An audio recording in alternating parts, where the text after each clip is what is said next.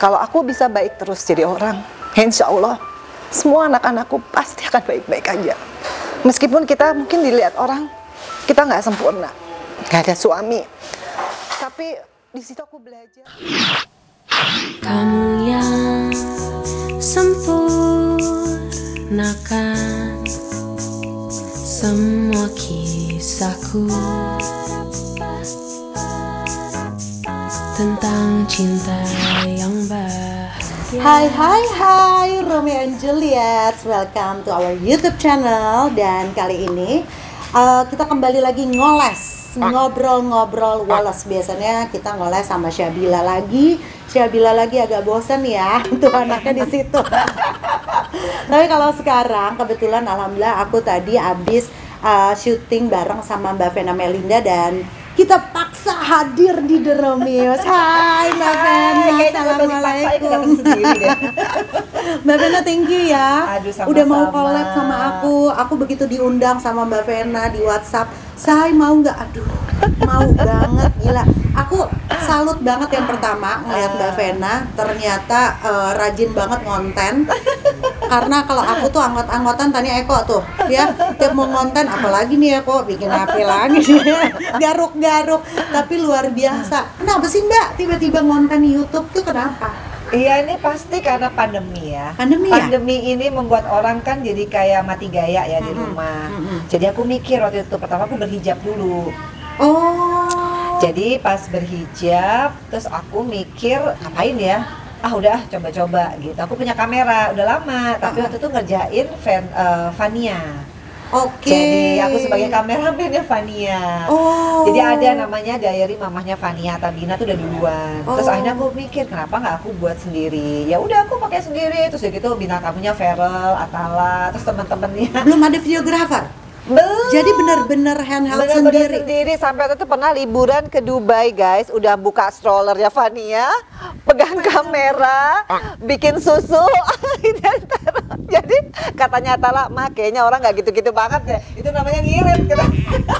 Aku bilang nggak apa-apa, ini kan totalitas. Aku bilang gitu. Alhamdulillah. Akhirnya keterusan sampai sekarang. Tapi termasuk kalau aku lihat ya, YouTube channelnya Mbak Vena ini benar-benar terkonsep dengan baik dan konsisten. Alhamdulillah. Konsisten bikin cari narasumbernya tuh benar-benar menginspirasi semua.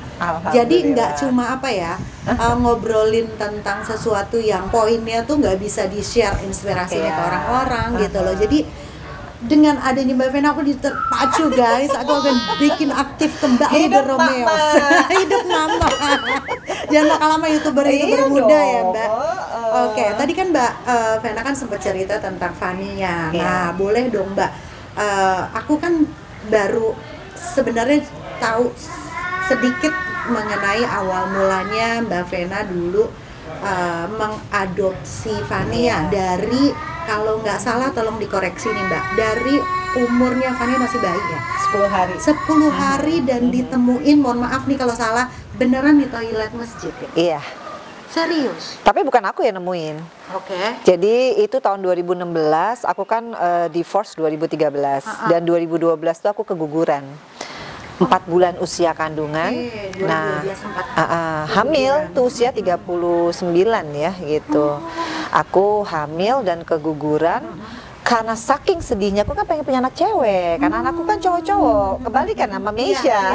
Jadi saking stresnya, mimpilah di malam itu ada bayi datengin aku dan mukanya exactly Fania yang sekarang. Tapi waktu keguguran laki kan, ternyata laki-laki. Jadi pas waktu 2013 divorce, wah kayaknya nggak mungkin nih punya anak perempuan. Secara umur 40 dan nggak punya pasangan kan, punya anak dari mana. Sampai di titik aku tuh pernah hampir out of mind. Jadi mamaku tuh yang sampai nemenin aku, dan tiap malam kan aku berpisah sama anak tiba-tiba kan. Mamaku yang selalu bilang, "Vena, kamu harus kuat, jangan jadi gila, karena kalau kamu gila kamu nggak akan bisa ketemu sama anak." Nah, di tengah-tengah kepurukan itu 2016 aku ingat banget hari Sabtu, aku bangun jam 5:30, aku masih belum sadar ada di media online telah ditemukan bayi perempuan di toilet masjid. Banyak pemberitaan seperti itu, aku nggak pernah interested, tapi itu aku ngerasa kayaknya nih Allah yang bisikin, carilah. Aku bilang stafku ketemu, tapi karena penelantaran aku harus hubungi Kapolsek. Ini kan anaknya prematur. Jadi dia ini 1,7 kilo dilahirkan, dan waktu ditemukan dia tali pusatnya tuh masih jadi belum dipotong, jadi kan akhirnya keracunan. Jadi pada saat itu Sabtu nggak bisa jenguk, Senin naik mobil sama mama udah bilang, kayaknya kamu ambil aja. Kita nggak tahu loh mukanya cantik apa nggak, kita nggak tahu. Begitu nyampe aku bayar, pas ke atas dia kan di inkubator ya, pas dibuka dia nengok ke aku, pas nengok ke aku ada yang bisikin lagi, ambil anak ini. Ya udah aku langsung aja dengerin. Padahal mama sepanjang jalan bilang kamu ya, aku nggak mau dengerin karena aku emang lagi nggak pengen ngambil anak kan. Aku lagi terpuruk jauh sama anak malahan gitu. Ya udah begitu aku ngeliat dia yang nengok aku kayaknya emang dialah anakku yang kemarin nggak ada. Itu perasaanku. Ya udah sejak itu aku bawa pulang, dan ternyata Feral sama Atala di hari itu juga mereka bawa koper, mereka tinggal sama aku sampai 1 tahun. Feral punya rumah, baru Feral keluar. Dan alhamdulillah Atala sampai saat ini meski dia udah mandiri ya, dia tetap bilang aku yang akan nemenin mama sama Fania, aku yang akan jagain mama sama Fania gitu. Jadi Fania ini berkah luar biasa untuk nyelesain segala permasalahanku pada saat itu. Jadi Fania tuh kayak dikirim malaikat kecil yang dikirim sama Allah untuk menyatukan kembali apa yang dulu terpisah. Pernah nggak sih ada kepikiran untuk aduh harusnya kemarin gue diem-diem aja supaya anak ini nggak tahu ceritanya dulu. Itu gimana Mbak? Ada pertimbangan atau pemikiran ke situ nggak sih dulu? Rada sulit untuk aku tidak akhirnya preskon pada saat itu. Karena aku juga tidak ingin ada suatu fitnahan, ada suatu pertanyaan-pertanyaan yang menurut aku kan tujuannya baik. Dan memang ini adalah jodohku. Jodohku pada saat itu adalah bukan laki-laki yang dikirim Allah untuk menjadi suami. Logikanya kan kita bercerai, kita menikah lagi, punya anak sendiri. Tapi kan Allah tidak begitu skenarionya.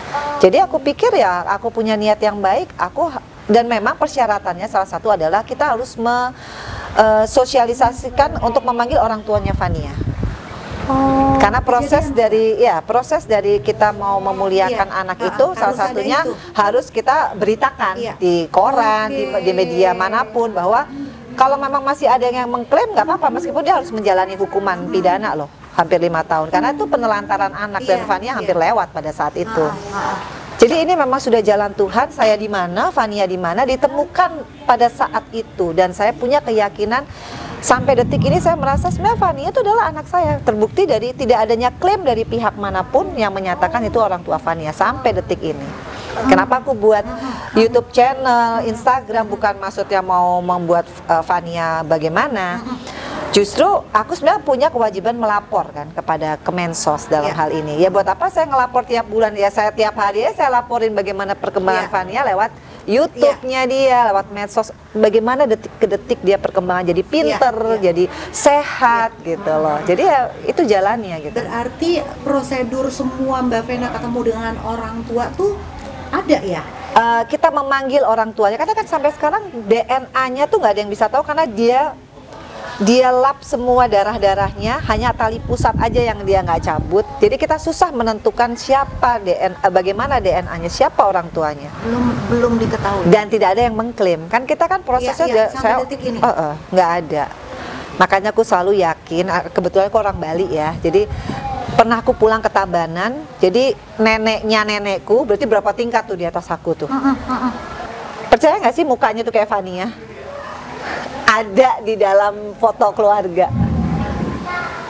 Dan tidak pernah aku meyakini Feral sama Atal untuk dia menyayangi Fania, tapi Feral sama Atal sampai detik itu sayangnya luar biasa karena Fania itu seperti magnet.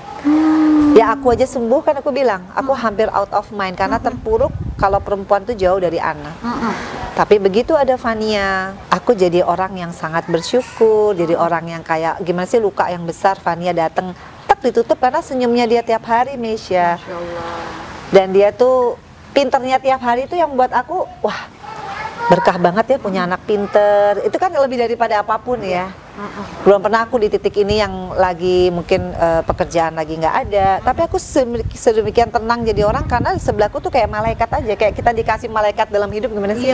Semuanya tuh nggak ada yang disusahin gitu loh, padahal ya belum pernah Iya, loh Vena tuh kayak begini yang setenang ini nggak ada kerjaan gitu. Tapi aku jadi orang yang jauh lebih tenang gitu. Masya Allah.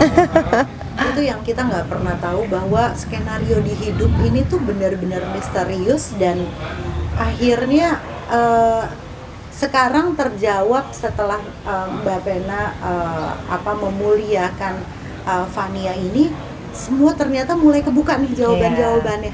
Puzzle-nya mulai kebuka. Ternyata ini mungkin maksudnya Allah memberikan Fania untuk di hidupnya Mbak Vena ya. Masya Allah. Kalau orang mungkin ngadopsi anak yang cantik rupanya dari kecil, udah gemuk, udah lucu, udah menggemaskan, itu banyak banget ya. Mudah-mudahan ini jadi ladang amal ibadah buat Mbak Vena, dan terbayar untuk mendapatkan berkah lebih banyak lagi buat hidupnya Mbak Vena.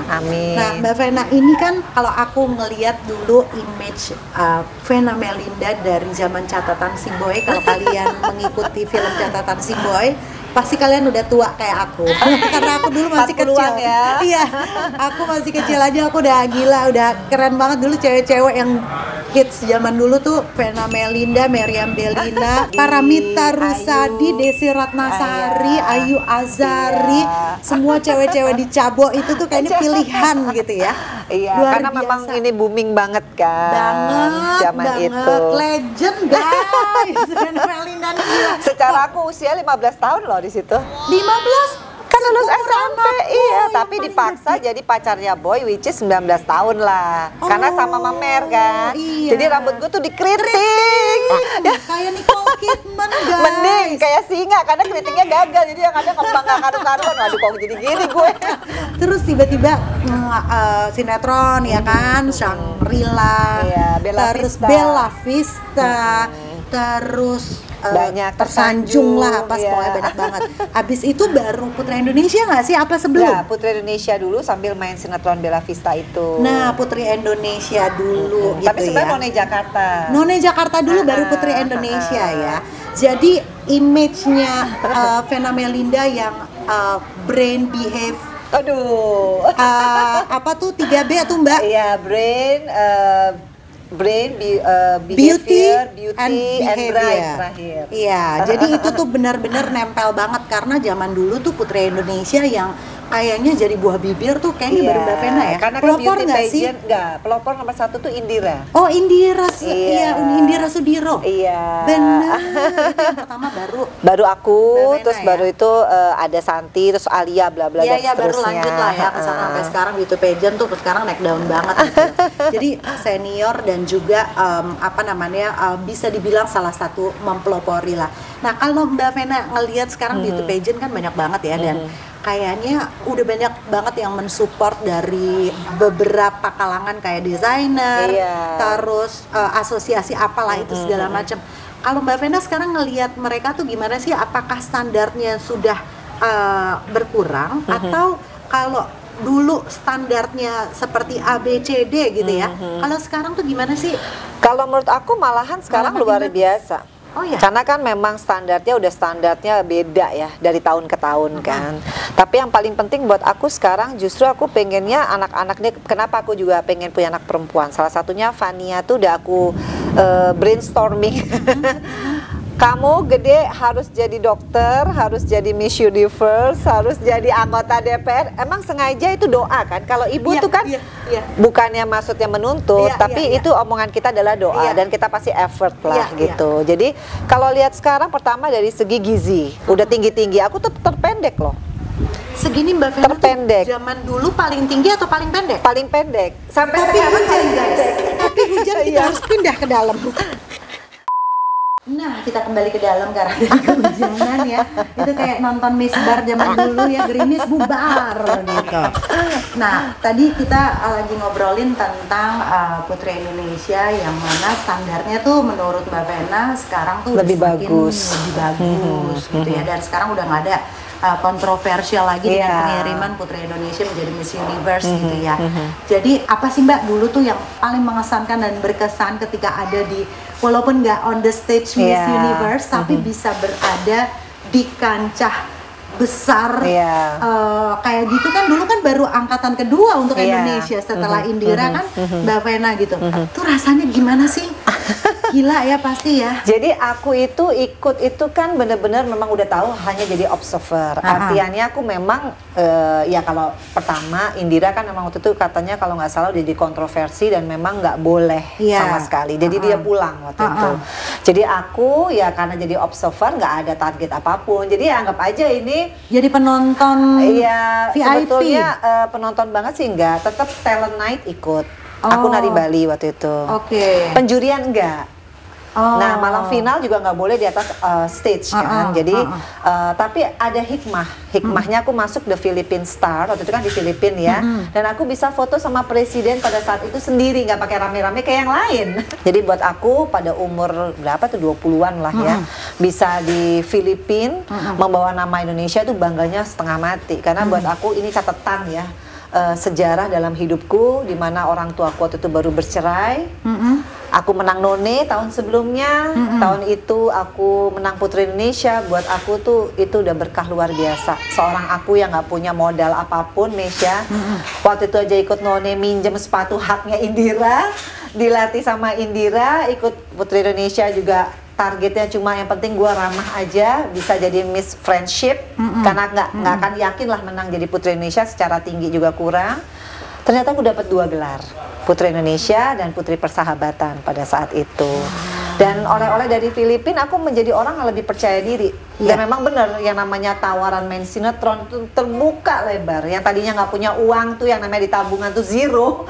Akhirnya aku bisa langsung dikontrak kan sama Multivision, Bella Vista. Karena waktu itu Nasri Cepi yang buat naskah, dia membayangkan. Waktu itu kan dia pernah direct aku di catatan si Boy. Tapi waktu itu karena aku masih terlalu kecil, nggak boleh kalau bolos sama mamaku. Akhirnya Boy 3 di Amerika, aku nggak boleh ikut. Oh, I see. Sampai berantem almarhum Bang Cepi sama mama. Karena mamaku tuh strict banget.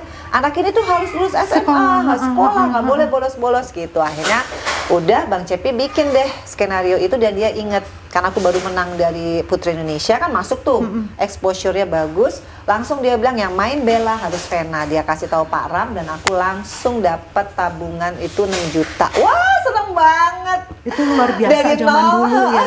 Aku beli mobil, waktu itu mobil bekas ya, Fiat Uno. Tidak power steering, tapi bangga, weh, gila gue udah punya mobil yang biasanya naik bajai, itu naik taksi. 20 ya? 21 lah. Iya, 21 tahun. Emang gokil ya. Berarti Mbak Vena tuh memang termasuk anak yang dibesarkan dari orang tua yang mengutamakan banget pendidikan ya? Mama sih terutama. Padahal mama tuh lulusan SMP. Tapi pengen banget aku tuh sebagai perempuan yang mandiri. Mama itu adalah orang yang membuat aku bisa seperti ini gitu. Karena kalau nggak ada mama tuh kan tuh yang to be married bedanya cuma 17 tahun.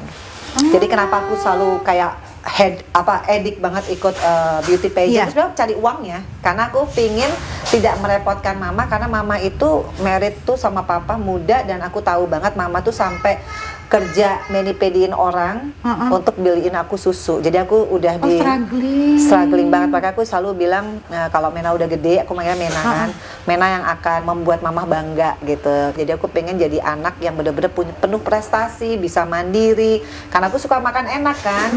Jadi cita-citaku tuh waktu itu ikut beauty pageant, kalau ada honornya gue pengen nyenengin mama, pengen beli apa makanan yang aku suka. Karena dari kecil yang lihat kan orang tua berantem, kekurangan makanan, tapi orang banyak yang nggak percaya kan. Aku punya buku kan, Vena Melinda Guide to Good Living. Di situ aku cerita aku pernah sampai nyolong nangka karena saking pinginnya makan nangka tapi nggak punya uangnya, karena mama selalu bilang beli yang penting-penting. Jadi aku keliling-keliling, nanti bijinya aku buang gitu, terus ketawa sama security-nya. Akhirnya mama selalu bilang, makanya nggak boleh ya curang, jadi orang harus jujur. Kamu kalau mau makan enak kerja keras. Nah itu memang apa ya, doktrin yang buat aku. Akhirnya aku tuh sebetulnya jadi orang yang kuat banget sebenarnya. Ya karena mama itu didiknya ini banget, strict banget. Gila, nggak nyangka loh, ini baru dengar banget guys. Ini perdana dengar cerita. Mungkin ini baru dari perjalanan hidupnya Vena Melinda yang segini, ini baru segini kan yang diceritain. Tapi aku yakin banget sih dengan hasil yang kita lihat, sosok seperti apa sih Vena Melinda kalau kita lihat udah ya berhasil di dunia beauty pageant yang bukan cuma modal cantik doang, tapi pintar. Karena buat kalian yang mungkin nggak tahu Abang None gitu ya zaman dulu, udah lama, itu tuh salah satu ajang yang bergengsi banget di Jakarta. Itu udah pasti dicap orang lulusan dari Abang None udah pasti cantik dan pintar, kayak Maudy Kusnaidi ya kan, lulusan ya Alia Rohali. Tuh, Lula Kamal. Lula Kamal itu tipe-tipenya sama kan, kayak Vena Melinda, udah cantik, pintar. Abis itu langsung Putri Indonesia, dan sekarang kita juga tahu Mbak Vena juga udah sempat 2 periode ya, di 10 tahun di 10 politik. tahun di politik. Apa itu sebagai salah satu dendam dalam tanda kutip untuk memberikan pembuktian kepada khalayak ramai bahwa seorang Vena Melinda adalah perempuan yang multitasking dan pintar, berpolitik juga. Kenapa Mbak memutuskan untuk terjun ke politik? Kalau politik itu sih bukan bagian dari cita-cita aku ya, karena aku sebetulnya orang yang seniman banget gitu. Aku kan suka banget salsa kan. Aku ngefans banget sama Jennifer Lopez, makanya waktu itu bela-belain les vokal untuk bisa nyanyi buat album, supaya bisa salsa entertainer. Nah di tengah-tengah itu waktu itu kan mantan suami sih memang pengen aku tuh karena tuh seksi banget kan ya salsa. Udah kamu ke politik aja, karena dia tahu aku tuh orangnya suka sosial, suka leadership, dan karena ngikutin suami ya pada saat itu. Tapi ternyata aku tuh seneng berpolitik karena apa? Aku punya gaya politik tersendiri. Makanya aku 2 periode nggak pernah tuh yang namanya money politik. Nggak pernah tuh yang namanya sampai black campaign sama orang lain. Jadi aku percaya kalau kita niatnya baik, caranya pun berpolitik harus baik. Jadi nggak boleh tuh cara-cara curang dilakukan. Dan alhamdulillah 2 periode aku benar-benar jujur jadi politisi ya. Komisi berapa waktu itu ya Mbak? 10, 1, 3 pendidikan. Oh, sempat pindah-pindah? Komisi 1 intelijen, pertahanan keamanan. Sempat. Komisi 3 KPK. KPK juga sempat? Sempat, jadi aku punya banyak pengalaman selama 10 tahun bisa berkontribusi ya, berkontribusi secara signifikan untuk masyarakat, khususnya di dapilku. Jadi banyak orang punya stigma, aduh kalau artis jadi apa, dan ternyata karena aku orang yang memang suka belajar, aku ditaruh di komisi manapun, aku tuh persiapan, mau ngomong aja di rapat kerja aku siapin dulu. Makanya jadi aku males kali ya, ini terlalu rajin. Mau tak siapin ini dan ribet banget semua. Gitu. Belum ke dapil tuh aku rajin banget. Makanya ibu-ibu di dapil setelah aku nggak kesana tuh masih banyak yang WA aku. Dan alhamdulillah aku ngerasa berpolitik itu aku jadi banyak bersyukur ya, karena aku lihat bagaimana sekolah-sekolah kemarin kan di Komisi 10 banyak banget programnya. Aku bisa menyalurkan. Jadi kenapa ada Fania di hidupku? Karena aku yakin 10 tahun terakhir apa yang aku lakukan hal yang baik. Kenapa Feral alhamdulillah rezekinya ada? Karena aku melakukan hal yang terbaik. Kenapa Atala 2 tahun yang lalu mau dibegal, selamat, kecelakaan, selamat? Karena aku sebagai ibu terus harus berbuat baik. Nah itu yang aku pegang sampai saat ini. Kalau aku bisa baik terus jadi orang, insya Allah semua anak-anakku pasti akan baik-baik aja. Meskipun kita mungkin dilihat orang, kita nggak sempurna, nggak ada suami. Tapi di situ aku belajar bahwa aku banyak hal yang salah, Mesya. Aku dulu terlalu mendewakan orang, itu salah, Allah marah. Jadi Allah pengen aku banyak berubah. Pertama mencintai Allah, kedua mencintai ibu, orang tua ya, ketiga anak, keempat baru suami. Banyak memang hal kesalahan yang aku buat yang memang it's time untuk aku perbaiki semuanya. Makanya kenapa aku berhijab, karena aku ngerasa banyak banget hal yang memang aku tuh nggak pernah mengenal diriku sendiri. Sebelum aku dibikin sama Allah sendiri, waktu itu pernah jauh dari anak, semua aku maknai bahwa ada kesalahan aku sendiri yang aku harus mengintrospeksi. Jadi hari-hari aku sekarang benar-benar jadi Vena yang berubah, dan itu lebih daripada jabatan apapun yang aku rasakan, karena ketenangan batin itu baru terakhir-terakhir ini aku rasain gitu. Iya, Masya Allah. Jadi poinnya adalah ketika kita melakukan kebaikan, percayalah bahwa itu akan berbalik kembali kepada anak-anak kita.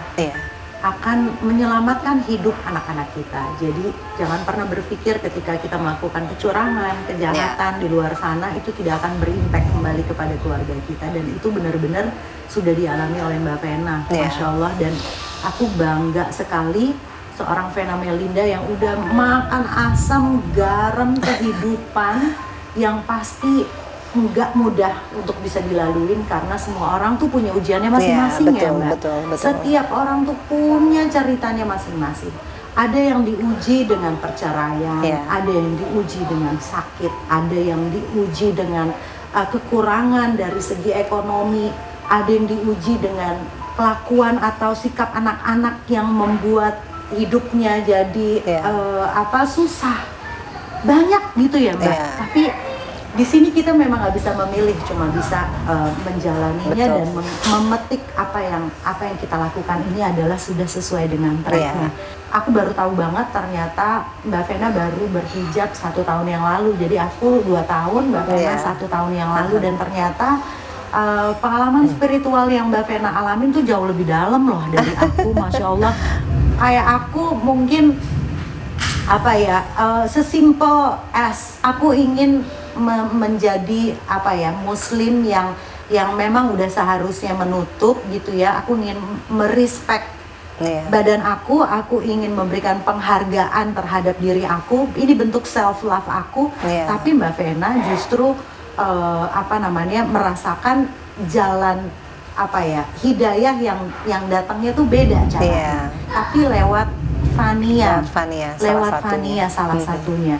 Dan apa sih Mbak yang mungkin bisa di-share gitu ya setelah menutup ini, apa yang Mbak Vena rasain selain ketenangan gitu ya, tapi apa sih yang lebih dari itu gitu loh, yang mungkin semua orang ngelihatnya dulu kan Vena gila joget-joget seksi banget pakai high heels, bajunya pasti kalau udah langkah tuh ngebelahnya sampai sini gitu kan, terus berubah sekarang ini. Apakah memang harus melewati banyak cobaan dulu sampai pada akhirnya begini? Apa ternyata Fania heroesnya? Iya, jadi semua hal sih ya. Jadi kalau Fania itu karena dia masuknya di saat aku lagi kesepian. Jadi pokoknya sejak ada Fania, seperti aku bilang, aku tuh kayak sebelahku tuh kayak malaikat kecil yang nggak pernah bikin aku sedih. Padahal aku tuh sepi juga gitu. Maksudnya ya sampai sekarang Allah belum kasih aku jodoh. Kemudian Feral juga kan udah pasti sibuk, Atala juga kadang-kadang sibuk. Tapi dengan keberadaan Fania itu membuat aku banyak merefleksi seperti ini loh Meisha. Dia dari kecil dengan keadaan dia diperlakukan seperti itu sama orang tuanya. Dia nggak pernah loh kelihatan mukanya susah. Meskipun dia belum ngerti ya. Dari seorang Fania, anak kecil aku belajar, ini orang bersyukur ya. Aku, ibuku sampai aku setua ini masih care sama aku. Kenapa aku jadi orang gak bersyukur? Dia aja keadaan begitu aja dia selalu smiling all the time. Spirit of life-nya tinggi, kebukti dia cepat belajar apapun. Nah, kenapa aku yang di sebelahnya gak bisa jadi orang seperti dia? Jadi kayak Allah tuh menunjukkan nih loh, ada manusia kecil tapi kecil badannya, tapi kekuatannya luar biasa buat kamu gitu. Itu jadi kayak cermin ya Fania. Jadi kalau aku lihat Fania, ya Allah nih anak, kenapa aku jadi orang yang terlalu banyak nuntut? Akhirnya aku ketularan kan gitu. Dia punya vibes yang bagus ya. Jadi mungkin boleh aku simpulkan proses Mbak Vena merubah diri dengan berhijab itu adalah salah satunya adalah sebagai bentuk syukur. Iya, betul. Bentuk syukur dibalik dari semua kegagalan yang pernah dihadapin, tapi ternyata Allah masih ngasih berkah yang nggak ternilai nih Fania. Betul. Tidak ternilai loh kebersamaan dengan mendapatkan anak perempuan yang walaupun mungkin bukan darah daging sendiri, tapi rasanya kok lebih dari itu gitu. Karena Fania tuh lahirnya bukan dari rahim, dia lahirnya dari hati. Makanya aku bikin lagu Cinta Tak Bersyarat, itu dalam liriknya tuh aku bilang sama pencipta lagunya itu kan Badai. Kenapa lagu ini aku buat? Supaya pada saat dia besar, dia bisa menentukan dia mau ikut siapa. Dia bisa dengerin aja lagu itu, liriknya bagus banget. Dan itu aku nyanyikan, aku, Feral, dan Atala. Tulus untukmu, cinta tak bersyarat. Dan selalu doaku sekarang tiap sholat untuk Feral, Atala, dan Fania, tiga-tiganya akan jadi anak yang berbakti sama aku di hari tuaku. Gitu. Sebenarnya aku sih nggak pernah berharap harus ada jodoh ya Meisha, tapi Fania tuh lucu. Tiap kali sholat dia selalu bilang gini, ya Allah kasih aku papa yang baik. Aku ulang tahun pengen ada papa. Kadang aku jadi kasihan sama dia, karena dia pengen papa. Kalau Feral Atala udah punya papa, jadi aku hanya mulai membuka diri supaya aku bisa juga, tapi aku nggak mau nyari ya gitu. Aku takut salah. Jadi karena ngeliat dia, dan dia selalu doain, Mama sekarang kerjanya nge-vlog ya, supaya Mama dapat rezeki yang halal. Padahal dulu kerjaanku jauh mungkin penghasilannya lebih daripada ini, tapi aku nggak pernah dihargai sama orang sedemikian seperti Fani yang menghargai aku. Aku cuma jadi vlogger kata orang, aku jualan cake sekarang, tapi Fania tuh yang sangat membuat kata-kata dia membuat aku selalu ngerasa gede hati gitu. Ya itu sih enaknya punya anak perempuan yang finally aku dapet. Itu dijawab semua, semuanya Masya Allah sama Allah. Apa yang dulu didamba-dambakan sama Mbak Vena ternyata dijabah oleh Allah, dan kita nggak tahu ternyata jalannya seindah ini. Apa yang Mbak Vena tanamkan kepada Fania, kepada Feral dan juga Atala dalam menyikapi hidup gitu loh. Karena kan anak-anak muda zaman sekarang yang dikejar tuh materi, kesuksesan. Mereka bisa beli rumah, bisa beli mobil. Tapi ada nggak sih nilai-nilai yang Mbak Vena tanamin kepada mereka bahwa nggak apa-apa sayang, kalian produktif, kalian kerjakan segala sesuatu yang memang bisa membahagiakan kalian, tapi jangan lupa satu hal. Apa itu? Sebetulnya dengan aku sekarang berhijab, kemudian aku sekarang di rumah ya, banyak di rumah ya, meskipun kalau nggak ngevlog aku nggak keluar, itu yang membuat Feral sama Atala sebenarnya makin melihat ibunya seperti apa. Jadi aku sholat sama Fania, kadang-kadang aku jadi imamnya Fania. Di situ anak-anakku melihat bahwa oh itu ya nasihat mama yang selalu bilang, ayo nak jangan lupa sholat. Meskipun kadang aku juga waktu itu mungkin sempat mengecewakan mereka dengan perceraianku ya, tapi aku juga kasih lihat bagaimana aku sekarang juga nggak mau asal pacaran sama orang gitu ya. Mereka juga hanya lihat, oh mama tuh menjaga dirinya dengan baik. Artinya kita juga harus menjaga diri kita dengan baik, misalkan berpasangan, berpacaran. Jadi karena anak zaman sekarang kalau makin dilarang kan tahu sendiri ya. Jadi aku sekarang mainnya bahasa kalbu ya. Jadi apa yang aku kerjakan dia lihat, antara itu dengan ya dia kepentok-kepentok sendiri ya. Ya begitulah perpaduan antara dia kepentok sama dia lihat apa yang aku kerjakan. Dia harus jadi idol sih sebenarnya. Tapi Mbak Vena setuju nggak bahwa ketika kita membesarkan anak, kehebatan mereka, kepintarannya mereka, kecerdasannya mereka, itu tidak akan bisa menyelamatkan mereka tanpa agama? Iya betul. Setuju ya? Betul, setuju banget. Karena kan bekal iman dan juga takwanya, dan mereka selalu ingat kembali lagi ke Tuhan, kembali lagi ke Allah, kembali lagi ke agama. Ketika mereka dapat masalah, mereka menemukan kesulitan, larinya ya kemana lagi kalau bukan ke agama gitu ya Mbak. Aku seneng banget sih, jadi mudah-mudahan ini jadi contoh juga kita sebagai orang tua bahwa kesuksesan anak kita itu selain karena doa orang tua, ibunya yang setiap hari sholat, pastinya kita berharap semua anak-anak yang sukses seperti Feral dan juga Atala nantinya juga bisa menyelamatkan kita. Sebagai orang tua, kita sudah berhasil mendidik mereka sebagai anak yang baik dan soleh. Amin, thank you banget Mbak Vena. Sorry, akhirnya iya, aku juga gak nyangka bakal sedalam ini loh. Biasanya biasanya Eko, biasanya ngekek-ngekek, ketawa-ketawa ya. Sekarang jadi ada sedih-sedih, tapi gak apa-apa, karena banyak sekali pasti ilmu yang bisa kita ambil dari seorang Vena Melinda.